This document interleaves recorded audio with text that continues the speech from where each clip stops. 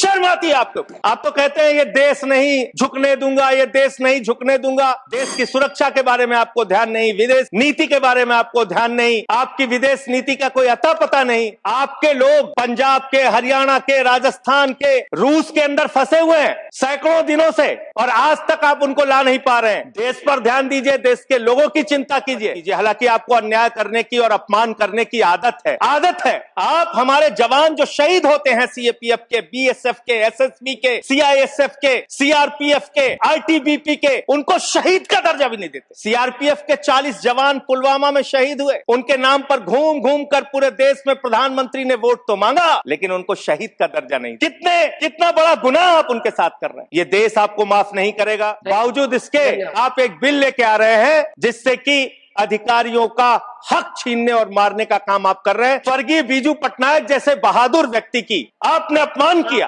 आप उनको सीआईए का एजेंट कहते हैं। शर्म आती है आपको? ये आप कर रहे हैं। संजय सिंह, 12 मिनट्स। धन्यवाद महोदय, आपने इस अति महत्वपूर्ण बिल पे मुझे अपनी बात कहने का मौका दिया। महोदय, आज पूरा देश इस संसद को देख रहा होगा। पूरे देश की सीमाओं पर 15,000 किलोमीटर भारत की सीमा को सुरक्षा करने वाले हमारे जवान, हमारे अधिकारी आज हमारी इस डिबेट को सुन रहे होंगे और वो देख रहे होंगे कि किस तरह से मोदी जी की सरकार उन जवानों के साथ, उन अधिकारियों के साथ जो अपने प्राणों की आहुति देकर देश की रक्षा करते हैं, उनके साथ अन्याय करने जा रही है, घोर पाप करने जा रही है। इसलिए महोदय, मैं इस बिल के विरोध में अपनी बात कहने के लिए खड़ा हुआ हूं। एक फिल्म आई थी बॉर्डर, उस फिल्म का गाना था, संदेशे आते हैं हमें तड़पाते हैं, जो चिट्ठी आती है तो पूछे जाती है कि घर कब आओगे। हम तो पार्लियामेंट का सेशन खत्म होता है घर जाते हैं, लेकिन हमारे वो जवान जो सीमाओं की रक्षा करते हैं वो घर नहीं जा पाते। दिवाली हो, होली हो, तमाम त्योहार हो, शादी हो, ब्याह हो, चाहते हुए भी अपने घर नहीं जा पाते। महोदय, देश की 15,000 किलोमीटर की सीमा की सुरक्षा ये सीएपीएफ के जवान और अधिकारी करते हैं। और मैं बड़ी विनम्रता पूर्वक आपके माध्यम से सरकार से पूछना चाहता हूं, क्या उनकी मौत को आप शहीद का दर्जा भी देने को तैयार नहीं है? शर्म नहीं आती आपको? आप हमारे जवान जो शहीद होते हैं, सीएपीएफ के, बीएसएफ के, एसएसबी के, सीआईएसएफ के, सीआरपीएफ के, आईटीबीपी के, उनको शहीद का दर्जा भी नहीं देते। सीआरपीएफ के 40 जवान पुलवामा में शहीद हुए, उनके नाम पर घूम घूम कर पूरे देश में प्रधानमंत्री ने वोट तो मांगा, लेकिन उनको शहीद का दर्जा नहीं दिया। कितना बड़ा गुनाह आप उनके साथ कर रहे हैं। महोदय, मैं आपको बताना चाहता हूं कि पिछले 50 वर्षों में एक दो नहीं, तमाम कमेटियों ने सीएपीएफ के अधिकारियों के पक्ष में रिपोर्ट दिया, रिकमेंडेशंस दिया, सरकार से अनुरोध किया कि उनको उनका अधिकार मिलना चाहिए। और यह अधिकार क्या है महोदय? 2025 मई का सुप्रीम कोर्ट का निर्णय है जो कहता है, cadre review with in 6 months, slowly reduce the deputation of IPS officers with in 2 years। ये सर्वोच्च न्यायालय का निर्णय है, कोई हमारे घर से निकला हुआ निर्णय नहीं मान्यवर। और ये सर्वोच्च न्यायालय का निर्णय महोदय, ये लोग बदल रहे हैं, ये पूरा देश आज देख रहा है इनको। इसके पीछे कारण क्या है? वो कहते हैं कि पे लेवल 10 पे गजेटेड ऑफिसर्स के रूप में आईपीएस भी भरते हैं, यूपीएससी का एग्जाम पास करते हैं, और जो सीएपीएफ के अधिकारी हैं वो भी पास करते हैं। इसके आधार पर यह निर्णय आया। और 6 जो अलग अलग कमेटियों की रिपोर्ट आई, 1970 में एलपी सिंह जो सेक्रेटरी एमएचए थे, उन्होंने कहा, finding avenues of promotion for officers of the IPS can not be the overriding objective. It would be very harmful to the morale of the force if in or anxiety to put IPS officers as commandants, we were to deny promotion to experienced officers who have worked hard and proved themselves. फिर दूसरी report आई 66 से 77 में KF Rustam जी की first director general BSF।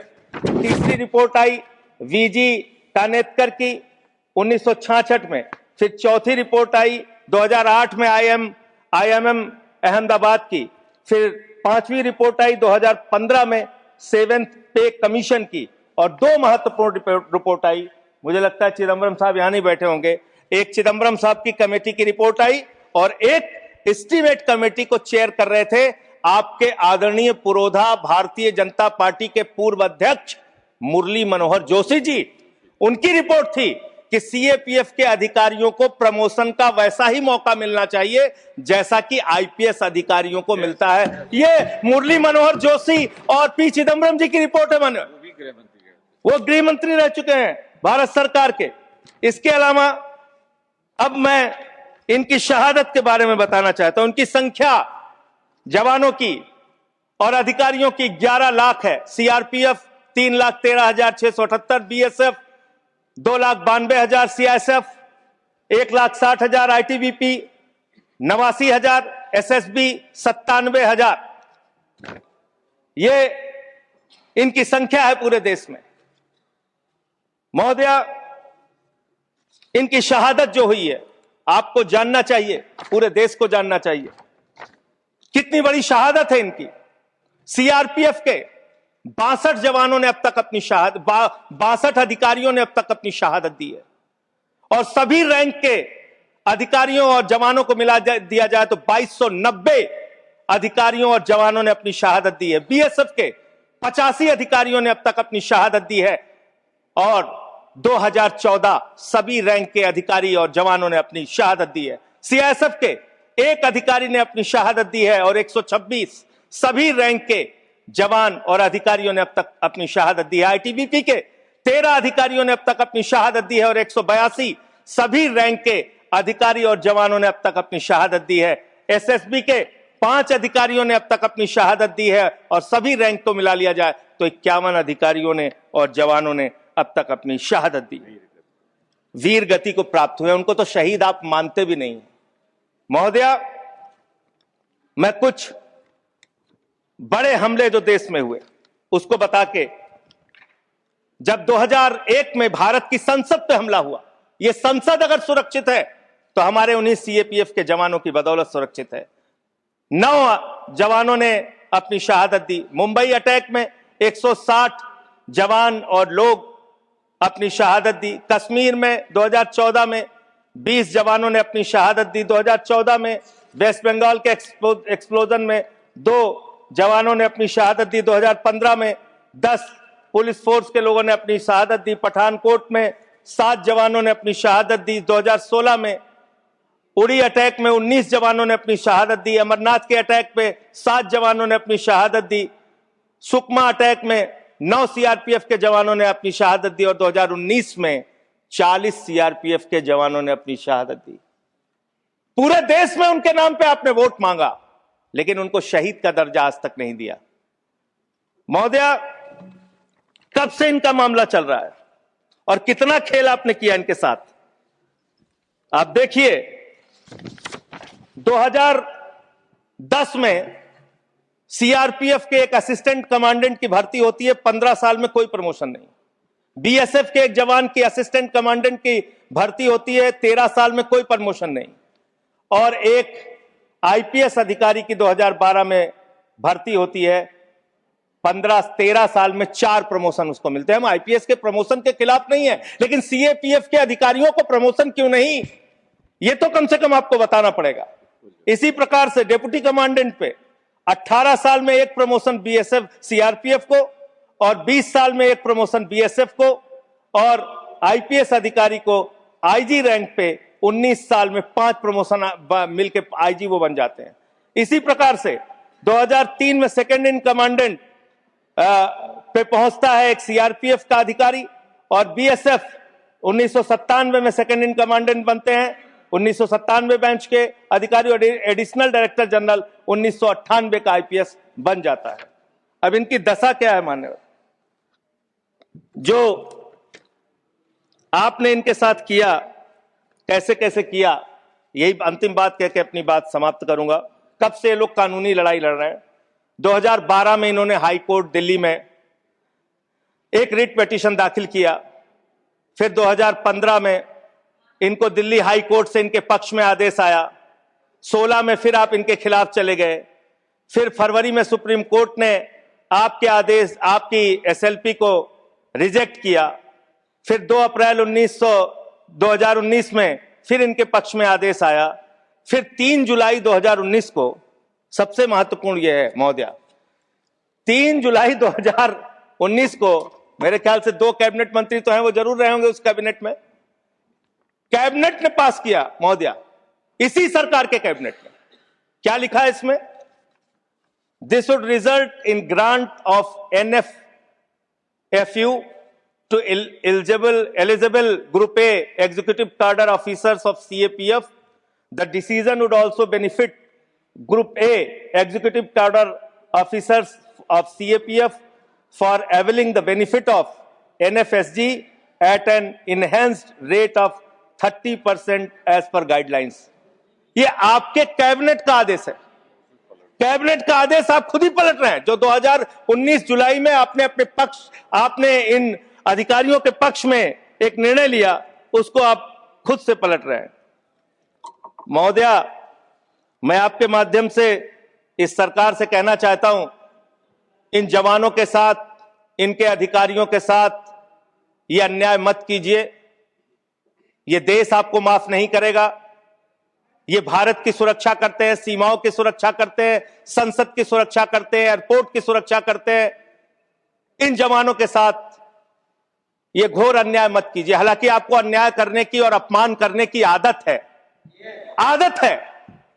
स्वर्गीय बीजू पटनायक जैसे बहादुर व्यक्ति की आपने अपमान किया। आपसे बीजू पटनायक जैसे बहादुर, मैं महोदया इसी से इस विषय पर मैं खत्म कर रहा हूं। 1948 में पंजाब रेजिमेंट को युद्ध के वक्त बीजू पटनायक जी ने एक पायलट के तौर पर सीमा पे पहुंचाया था। आप उनको CIA का एजेंट कहते हैं। शर्म आती है आपके ऊपर? ये आप कर रहे हैं। आप अपमान करते हैं लगातार जिन्होंने इस देश के लिए अपना योगदान दिया। महोदया, मैं आपके माध्यम से बस खत्म कर रहा हूं, 1 मिनट में खत्म कर रहा हूं। महोदया, मैं आपके माध्यम से कहना चाहता हूं, देश पर ध्यान दीजिए, देश के लोगों की चिंता कीजिए। आज जब मैं आ रहा था तो यहां पे पता चला, आप तो कहते हैं ये देश नहीं झुकने दूंगा, ये देश नहीं झुकने दूंगा। आपके लोग पंजाब के, हरियाणा के, राजस्थान के, रूस के अंदर फंसे हुए हैं सैकड़ों दिनों से, और आज तक आप उनको ला नहीं पा रहे हैं। देश की सुरक्षा के बारे में आपको ध्यान नहीं, विदेश नीति के बारे में आपको ध्यान नहीं, आपकी विदेश नीति का कोई अता पता नहीं। बावजूद इसके आप एक बिल लेके आ रहे हैं जिससे कि अधिकारियों का हक छीनने और मारने का काम आप कर रहे हैं। मैं इस बिल के विरोध में हूं, और जो अमेंडमेंट्स हमने दिए हैं उसको सरकार स्वीकार करती है और इसको बिल को सिलेक्ट कमेटी में भेजती है, तो इसका पूरा अध्ययन किया जाएगा। नेशनल दस्तक की आपसे गुजारिश है कि अगर इसको बचाना चाहते हैं तो नेशनल दस्तक को सब्सक्राइब करने के लिए रेड कलर के सब्सक्राइब बटन को दबाएं, फिर बेल आइकन की घंटी दबाएं। नेशनल दस्तक को बचाने के लिए बहुत जरूरी है कि हर खबर को शेयर करें, लाइक करें, कमेंट जरूर करें।